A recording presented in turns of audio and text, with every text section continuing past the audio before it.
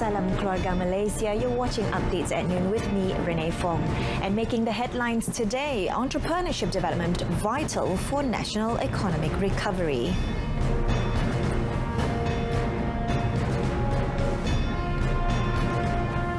At least 46 migrants found dead in US truck.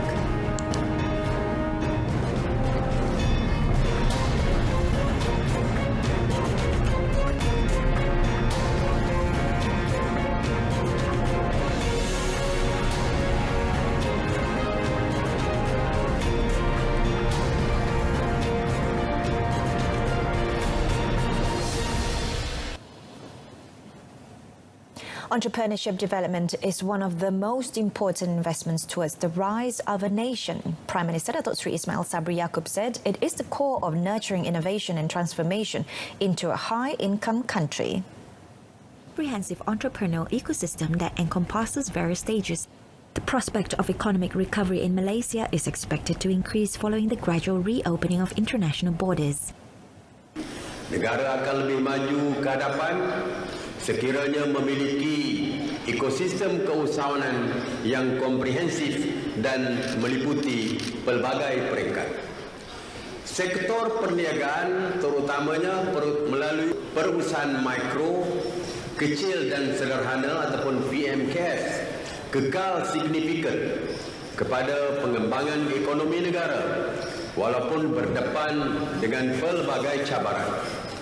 Kejayaan pemulihan sektor PMKS sudah pasti akan membantu mempercepatkan pemulihan ekonomi negara. In a related development, the Prime Minister announced an additional allocation of 100 million ringgit for the Informal and Microfinancing Scheme (SPIM) under the National Entrepreneur Group Economic Fund (TEKUN).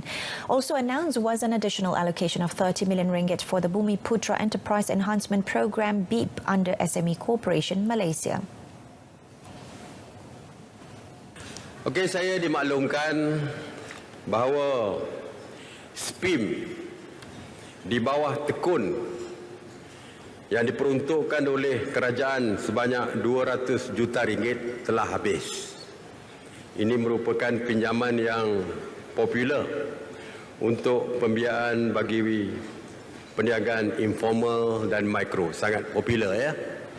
Untuk itu, untuk kepentingan para usahawan kecil, maka saya meluluskan 100 juta lagi.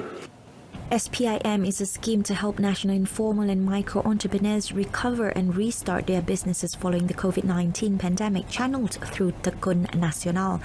On the other hand, BIP is a special program to encourage the formation and development of Bumi Putra SMEs that is competitive and dynamic.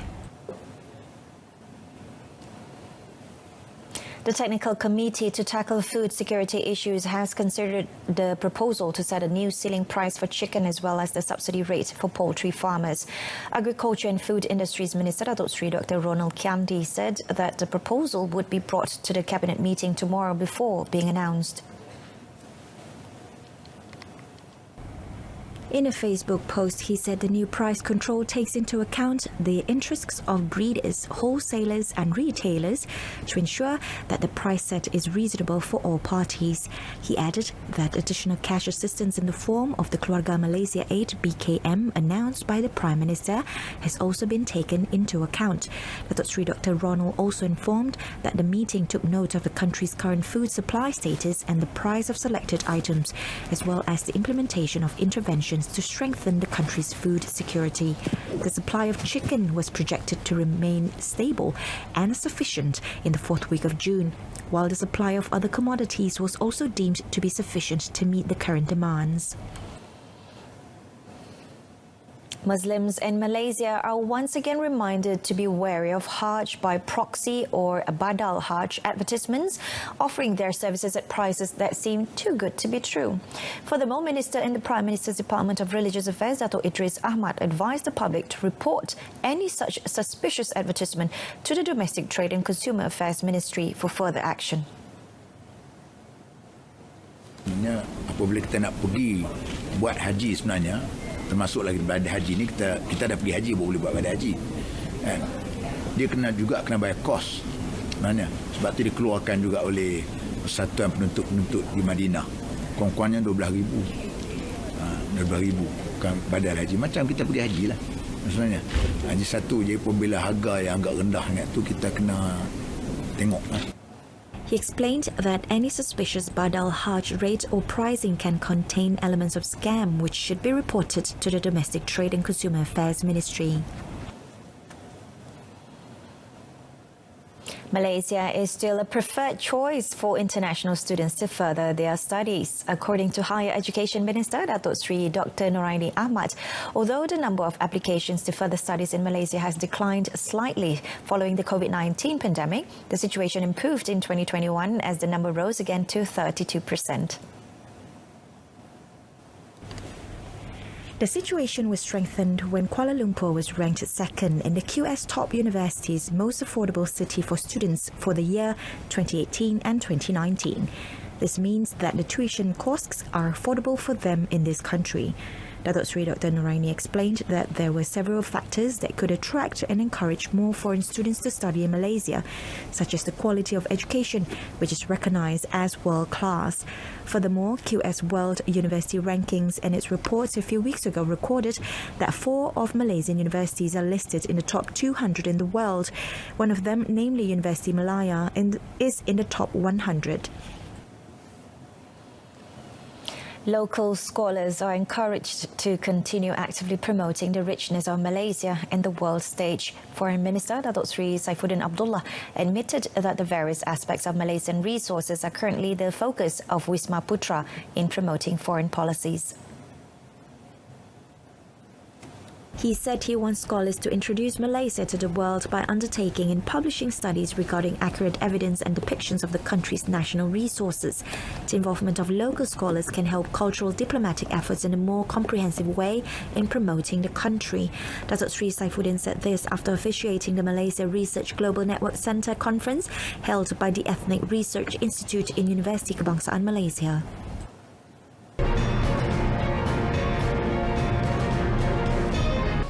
National diving queen Datuk Pandalela Rinong continues to bring glory to Malaysia by winning the bronze medal in the women's 10-meter platform at the 2022 World Championships in Budapest, Hungary. The success saw Datuk Pandalela equalizing her achievement at the 2015 World Championships in Kazan, Russia, and improving her 5th position in the 2019 edition in Gwangju, South Korea. In the final act, the 29-year-old diver collected 338.85 points in a total of 5 dives to ensure the podium position. 2019 world champion 16-year-old Chen Yuxi from China grabbed the gold medal after collecting 417.25 points, while her 15-year-old compatriot and Tokyo Olympic gold medalist Chen Hongchan took home silver with 416.95 points. Datuk Pandalela, who won a gold medal at the 2021 World Cup diving tournament in Tokyo, is the most senior athlete in the women's 10-meter platform event in Budapest. Malaysia's 7-gold target at the 2022 Birmingham Commonwealth Games will be revised by the Olympic Council of Malaysia (OCM) following gold medal hopeful S. Siva Sanggari's car crashed on Sunday. Malaysia's Deputy Chief of the Mission to the Games, Montero Gerard Clare, said the national #1 women's squash player is only expected to return to glass court after 2 or 3 months, thus missing the Birmingham Games scheduled from 28th July to 8th August. Gerard, who is also the Squash Rackets Association of Malaysia president, hopes the likes of Rachel Arnold, Aifah Azman and men's player Ian Yao Ng will produce commendable results at Birmingham Games, as the coaches are looking for a possible replacement for Siva Sanggari. Definitely. As far as squash is concerned, I'm now hoping Rachel will step up to the plate, and Rachel and Aifah in the doubles, as well as in the mixed doubles, we have Rachel and Yao, I think. Now that Sanggari is not there, so we hope they will be able to deliver something. And also the player that will replace Sangari, we haven't announced. We don't know yet. The squash coaches are having a meeting now and deciding who shall step up. But it's a good opportunity for her to then go and get the experience of playing the Commonwealth Games. Siva Sangari was reported to have sustained injuries in an accident at the Maju Expressway on Sunday. The world's number 19 was a passenger of a car that was 90% raised after colliding with a 1-ton lorry before skidding and catching fire. Meanwhile, Putrajaya Hospital Deputy Director General Dr. Khairul Anwar Yusof said Siva Sangari had suffered injuries to her face and spine but was in stable condition. Dr. Khairul declined to reveal the number of surgeries Siva Sangari has undergone so far but said she would require roughly 3 months to recover and would have to go through rehabilitation and training before she can represent the country again. When asked whether Siva Sangari required additional surgery, Dr. Khairul said it was too early to know, but a team of experts would monitor the athlete from time to time. But I would say that he is stable under our observation. We have a team of specialists from multidisciplines attending her at the moment. So again, I urge everyone to doakan dan kita harapkan beliau akan sembuh dengan cepatlah.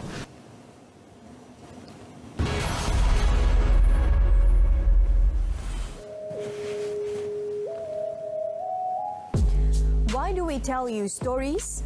Relevant, New, efficient, accurate. reliable. We bring you extraordinary stories from around the world, from politicians, bankers, and even your favorite celebrities. This and many more on RTM's English News.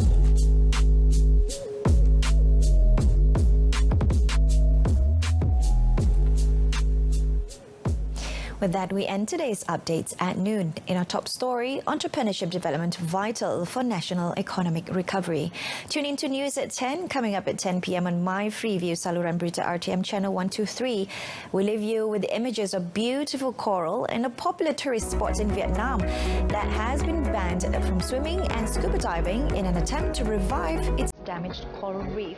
Thank you for watching. I'm Renee from Salam Keluarga, Malaysia, and have a pleasant afternoon.